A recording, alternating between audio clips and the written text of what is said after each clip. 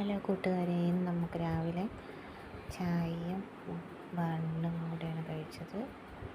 പിന്നെ അത് കഴിഞ്ഞിട്ട് കുറച്ച് കഴിഞ്ഞപ്പോൾ നമ്മൾ ഒരു 8 മണി 9 മണിയൊക്കെ ആയപ്പോൾ ദോശയും ചട്ടണിയാണ് കഴിച്ചത്. നല്ല ചട്ടണിയും ദോശയൊക്കെ ആയിരുന്നു കേട്ടോ. അതൊക്കെ കഴിച്ച് കുറച്ച് കഴിഞ്ഞപ്പോൾ ഒരു 11 മണിയായപ്പം നമ്മൾ പായസം കുടിച്ചു. പാലട പായസം കുടിച്ചു.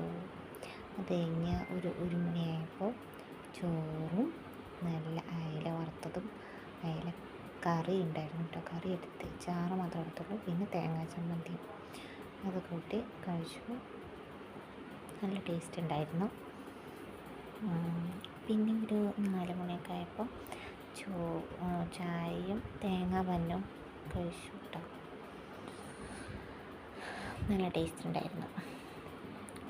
പിന്നെ 7 മണിയായപ്പം ചോറും പയറും തോരനും പിന്നെ മോര് കറിയും കഴിച്ചു. Thank you friends.